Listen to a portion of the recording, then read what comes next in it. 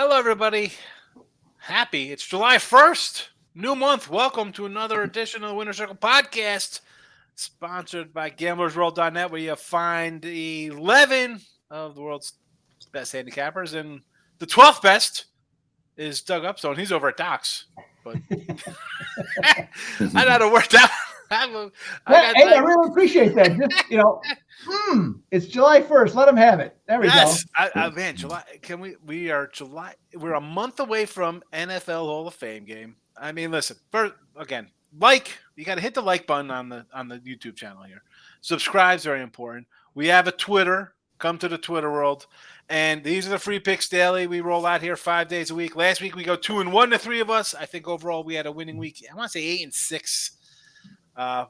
And that was a winning week because we don't give out monster favorites here. So even if we lost, it's still a winning week. So those are the free picks. But if you want the premium things, head on over to gamblersworld.net, and any 738 package is guaranteed, which just means that if we end up having a losing couple days there, we'll credit back your account and boom, roll you into a winner with whatever you invested with. Again, the 730-day package. There you go. That's pretty good for you. But again, the likes help. I want to get us to 15,000. I'd love to see it by September, but I will. We're at 14,000, so it's been 500. So it was 13,500. I said let's get to 15. So maybe we can get to 15,000 by September. And if that's the case, I will talk the guys into giving something monster away, whoever the 15,000 like is. So there you go. How about that? Now it's Monday, which means I got Doug and Chip with me. I'm going to start with Chip today.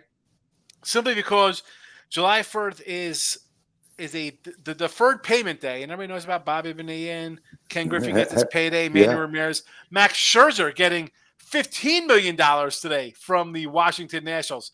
Not too shabby. $15 million from the Natties. I think he's getting $25 million from the Mets, and he's playing for the Rangers with a World Series ring. Not too bad. But I know you have a This Day in Sports from your youth of 1944. Well, what do you got for it? Maybe not 1944, right. But go for it. No, I'll tell you what. I have a plethora of things for you today. It's July 1st. July 1st. And some of them are kind of humorous when you get to it. But you know what? You were talking about winning weeks. Yesterday, 2-1 on the day, but disappointing my Megabucks.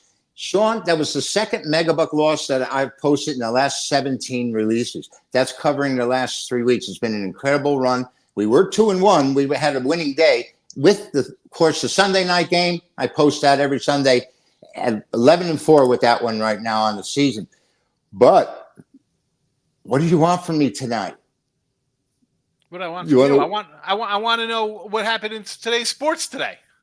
Well, July 1st, 1916, Honus Wagner hit a home run. He was 42 years old. Now, listen, he was 42 years old and 4 months. But the key factor in him hitting home runs was inside the park at Cincinnati.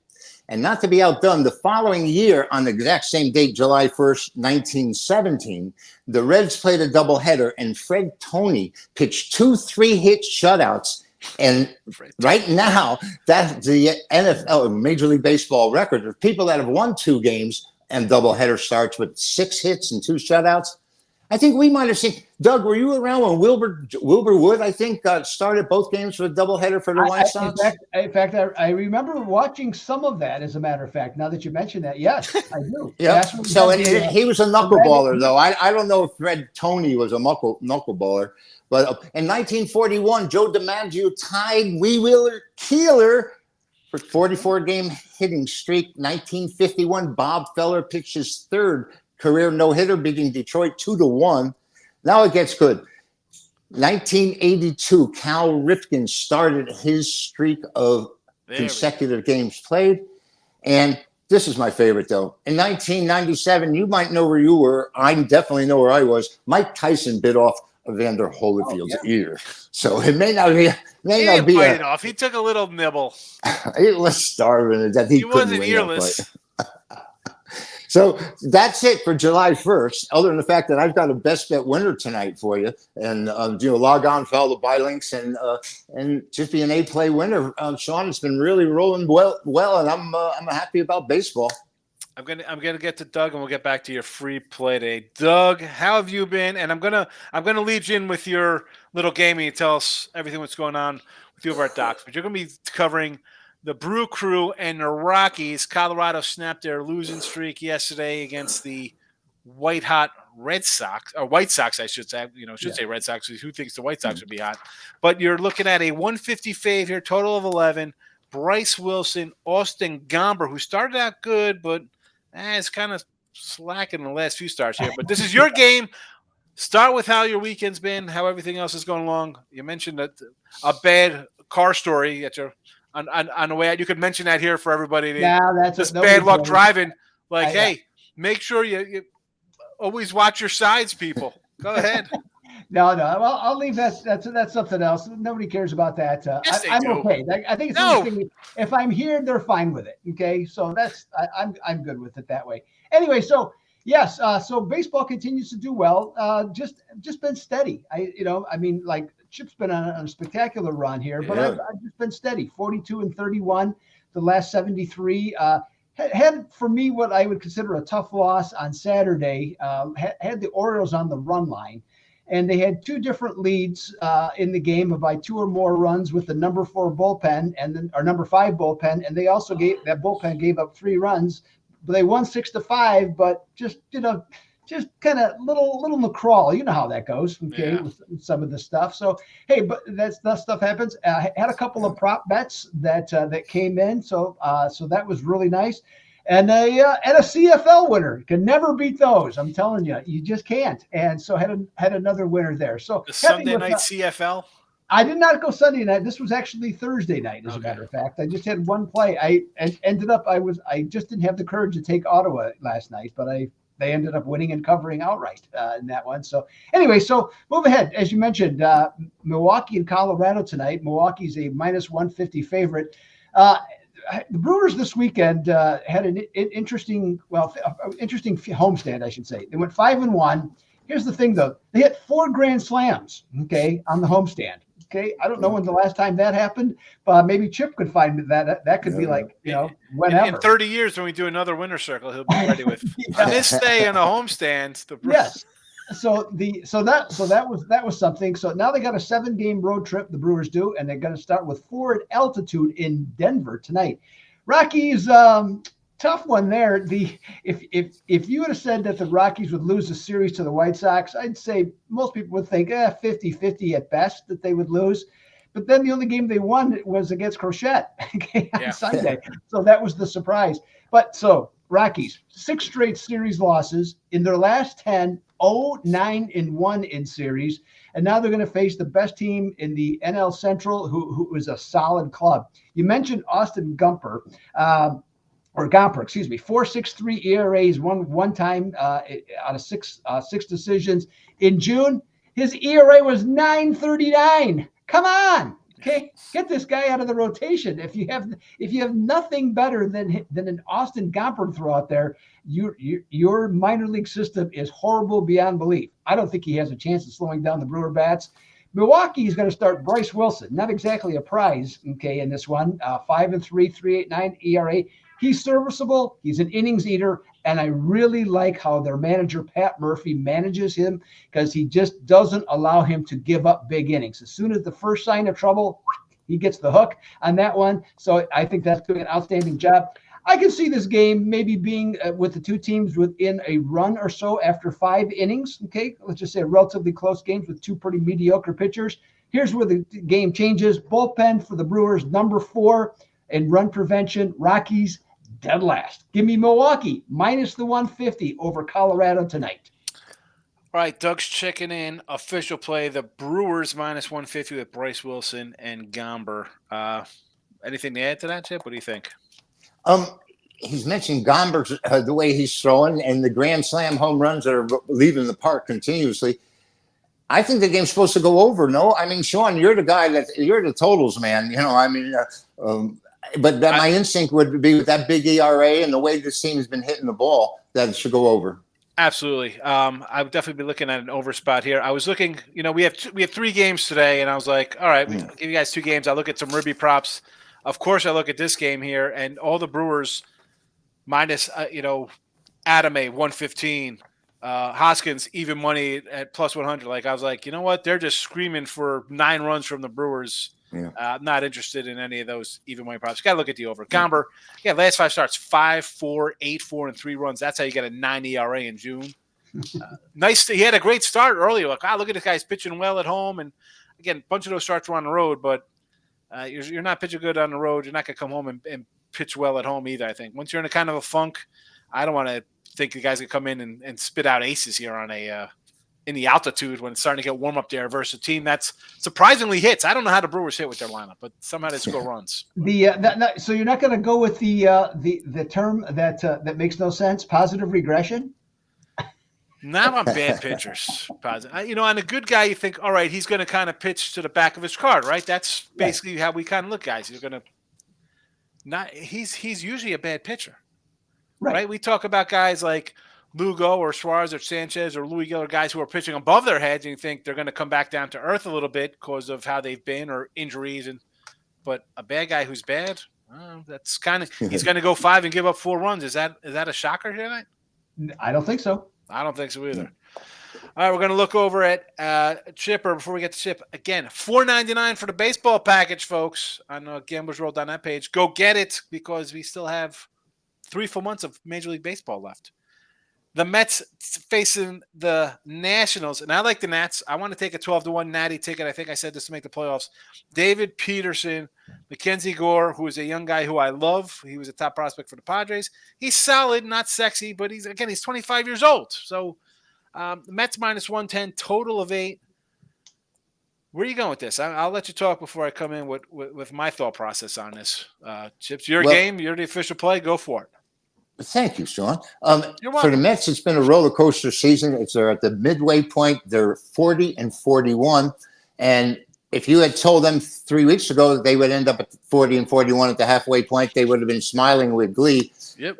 But they just swept the Yankees. They took the first game against Houston on a Friday night. It was an 8-play winner, by the way. Happy about that. But they came from behind, and they were kind of arrogant after the game, and they were boastful, and they were demeaning to the Astros. And, you have to be careful nowadays. Houston came back and won Saturday and Sunday, and the Mets went from having the best record of all of baseball in June. They dropped behind the Houston Astros, and they'll have the best record. But, the karma it gets to you that if you played sports, that you just can't be like that.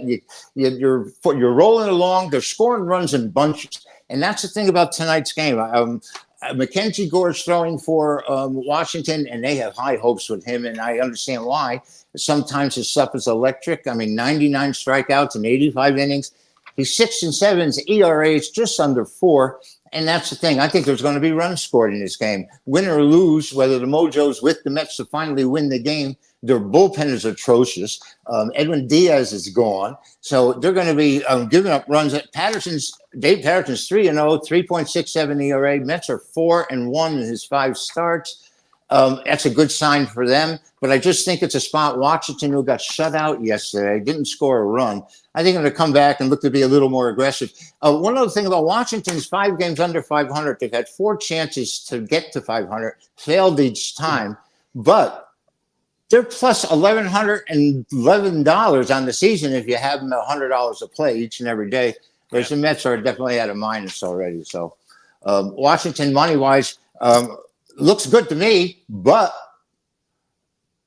I think this game goes over the total. All right. Doug, thoughts? Yeah. So, you mentioned 2 lefties, Gore and Peterson. I've seen Gore in person 3 different times. And, he was a top draft choice for the Padres. Yeah. And the thing, talent-wise, he's definitely better than Peterson. But the thing he does, he just ends up walking too many guys. So that's problem 1. And then he just has those different innings where he just seemingly loses concentration. And a good friend of mine that was a baseball beat writer, he has told me that was the problem, that why San Diego decided to sour on him, because he just always doesn't have his head in the game. And so that's an interesting take, with him. And I like his stuff, but there's just something there that's missing. I guess maybe that's the best way to put it. One thing that's going to be interesting about tonight's game is Washington brought up their top prospect, James Wood, who they got from Washington in the Juan Soto trade. So that's an interesting thing. Not got from Washington. He went to Washington in that trade. But so in the minors, right, as we speak, 353 he's hit this year, 10 home runs, 37 RBIs, and an OPS over 1. They can use another bat in that Washington lineup, having lost 7 out of their last 10. Pitching hasn't been great. As Chip mentioned, the Mets were 16-6. They lost their last 2 games, but they lost them to the Astros. That's not, to me, that's not a big deal the way they're playing. Yep. I'm just going to go with the Mets on this one because I like the consistency of Peterson versus the up and down nature of Gore. So I'm just pretty much a lean with the Metropolitans on this one for me. Chip had mentioned like the fickle karma gods. You're out there dancing, you have a pitcher come out singing, and then you blow a big lead the next day, and then you lose an extra innings a day.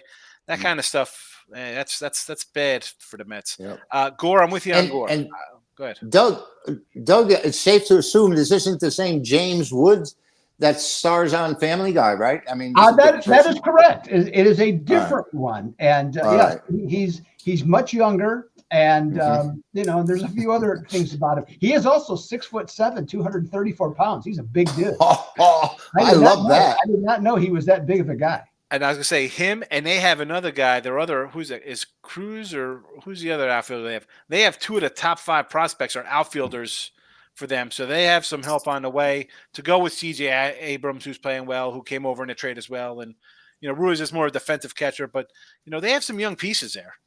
Yes, but sidewise, you're talking about the over here for you, Chip. Chip's official play over the 8 Mets and Nats.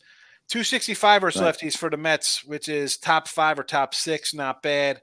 And they hit them back on June 3rd. They got 6 runs on them in 4+ innings. And Mets hitting 292 last 11 games, pretty good themselves. So, yeah, you like that over 8? I'm not going to say no to that one there, especially a team off a shutout. I think no matter who they face, whenever a team gets shut out or has like some kind of debacle, like a 9-1 loss with 3 hits, I always think like that's a kind of like a team's going to bounce back. Not to win, but at least put the ball in play and, redeem themselves a little bit. So, official plays. Chip likes the Mets over 8 versus the Nationals. Doug is going Milwaukee Brewers minus 150 against the Rockies. Now, I've got to look at the props, a couple of Ruby props here. And I like my Ruby props. I do my little show. I like them. We are 117 and 168 with props, plus 27.90. All of those except for about 5. I think I had like 4 or 5 run props and 1 K prop. So all Ribby. So I'm pretty good with my Ribby props. And I don't go – the lowest I go is maybe like a plus 125, 120 maybe. I got one of those today. We'll start in Chip's game here. Tover is the 3-hitter here on them. And I mentioned earlier we were talking about the total for this game, Doug, right? And I was like, I want to go into some Brewer props. And the best players are all minus 110 even. That's somebody does. If you want to do something like that, you don't need to turn into a free pick show to find out some even money player or some minus 275 fave. I want to give you a little something juice here. So we'll bypass the Brew Crew and go to the Rockies number 3 hitter Tover, young guy, not bad. He's hitting 284, which is in today's baseball pretty darn good. 12 homers at home. Bryce Wilson, as nice as the season he has. This guy's been pitching for 6 or 7 years. He's on the Braves. He bounced back in a trade between the Pirates. It's not like he's a rookie making a start here, but he is what he is. He's kind of an innings filler type guy, maybe a nice 4 starter, nothing sexy. So I got a guy who's got 12 homers in Colorado with a high total versus who I think is just a mediocre guy. 120, it's probably my low end of things, but it is what it is. We're going to take it. And I'm going to go with Ryan McCann here. Cleanup guy. He's got 14 jacks and a 275 average. Again, I know people don't, they're blinded by, you see some stats and it's all about WAR now and not the basic old school numbers we like. Ribbies, home runs, batting average, stuff that you think's important. A guy who hits for 275 is better than a guy who hits 202. I don't know. I'm old school when it comes to that. Yeah, we're the old guys. Me and my grandpa here talking. Batting average matters. Power matters. Getting on base matters. and I have a guy who hits in his home park like Tover, you're going to give me a 125. I'm going to take it. They're lower numbers. I know. We got 2 games to choose from, folks, but I like both of these. Double-digit home run guys, higher average guys based on today's lowest batting average combined in how many years? I mean, Chip, I don't know if you have it off the top of your head. Yeah. The batting average today is the lowest it's been in I don't know how many years. It's bad. I think since the 60s. It is bad. So these guys are Hall of Famers by today's standards by hitting. So those are 2 I like there. And in the Met game, I grabbed 2, and this is basically and I like Gore, but they got him for 7 hits in 4 innings last time. He's got a 293 batting average against here at home. So a couple games he gets lit up. I mentioned the Mets hitting 292 their last 11 games. Pretty good. I'm going to go Nemo. 6 for 15 versus Cats. He's got 333 batting average, 6 home runs, 15 ribbies his last 11 games, 333 batting average. I'm getting a plus 175. Right up my alley. That is right up my alley. Sign me up for that. And Ventos, another guy. Most times when I do my ribbies, I like to go like 5, 6, 7, 8, 9. Like I'm chewing up the bottom of the order because you're Soto's and Judges, and in this case, Alonso's, you're going to be getting a plus 105. So I'm going to go Ventos at a plus 185, who, again, last 5 games, 3 homers, 7 ribbies. He's got a homer and 3 at-bats versus score. You're going to give me a 185. I hit a home run against you last month. I got 3 in 5 games. I'm seeing the ball pretty well. I will take a plus 185 here with him. So there's 4 of them. People don't like to hear this. I don't mind splitting my ribbies because, they're plus monies. We go 2 and 2. Right. We're going to make a little money here. We go 3 and 1. It's game over. That's a huge chunk in our pockets here. All right. So they're scrolling on the bottom here. Nemo plus 175, Ventos 185 for the Mets, and Tover a 125, and McMahon a 125 ribbies for the Rockies. Doug is coming in. Brew Crew minus 150. Chipper over the 8. There you go. Again, we were 2-1 last week. We're going to keep it going here. On your way out, again, like button, notification bell. We're on Twitter. Get to the Twitter world. I don't know if we'll ever get to X. Come on, give us the program. X. It's X. X just seems like X. Well, X just seems like it's bad. Stupid. Like it's just you X something out, it means you don't want it. You know what I'm saying? There's a 6-month rule. Okay, when the name changes, you got 6 months to stick with the old name. I still call them the San Diego Chargers. It's a 6-year rule for me. Believe me. This guy hasn't changed his flag in 40 years behind you. 50. Come on. Hey, and by the way, I also like your Ventos. Okay, on this one, and what I like about him more than I like about anybody else, against left-handed pitching this year, he's hitting 358, and he has more RBIs left-handed in fewer at-bats than he does right-handed. Yeah. So I'm with you. He's one of the great surprises for the Mets, that's for sure. Yeah. If you're a Met fan, you're happy they're 500. Who thought this? But is this the danger with them? Because now you think, wait till next year. We're going to get this guy back and we'll be good. That's that is like I was talking about this the other day. The Cardinal team. Are you all in that you're in second place here thinking you're going to go on a run to make a playoff because you're leading the wild card in the NL? Like, this is a team to me that should be saying, I'll trade Arenado, Goldschmidt, Gray, Gibson, Miklos, whoever you want. They should be looking to next year. Like, you have huge contracts for these 2 guys. I'm looking to dump them for anything. I don't care that I'm leading the wild card. Are you beating the Brewers in a wild? You're not beating any of these teams. What do you do with the Mets? JD Martinez has been their inspiration. He's the best player they've had. And Alonso's contract is up this year, and they're going to have to make some decisions. They're going to go with Lindor, there's no question. But the Mets have some questions that have to be answered. It's just one of those, like, I think Soto's going to the Mets. I don't think the Yanks sign him. I don't think so. I think he likes being a Yankee. Listen, the Yankees are not paying. They take the J.D. Davis from the DFA days. Who are they trading for? The Yanks are going to go and get. I understand what you're saying. That Cashman paying. is a bottom line money guy. You're right about that. There's They no didn't question pay. about They that. could have got Snell on a team. Forget Snell's injured and had a bad start.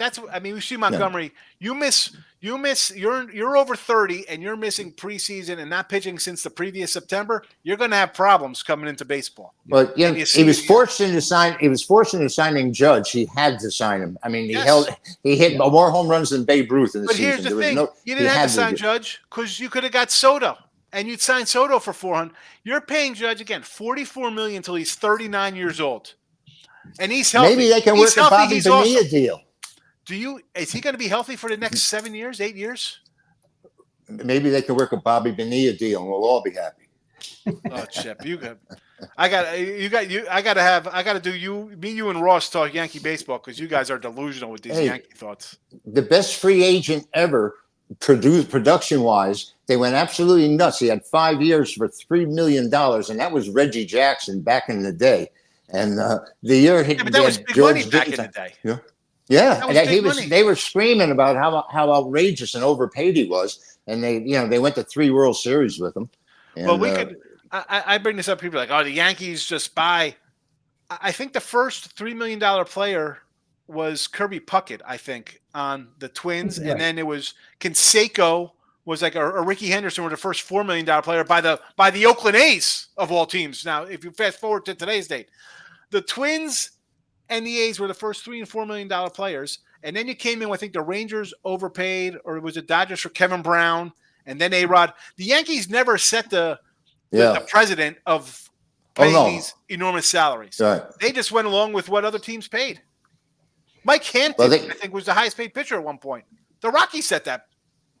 Well, you know why he went there though, because if you remember great school system. The school system was so good. I mean, who doesn't understand how that works? Okay, here's one thing I will say in defense of the Cardinals, and believe me, it actually pains me to even say what I just said about that because I do not like the St. Louis Cardinals at all.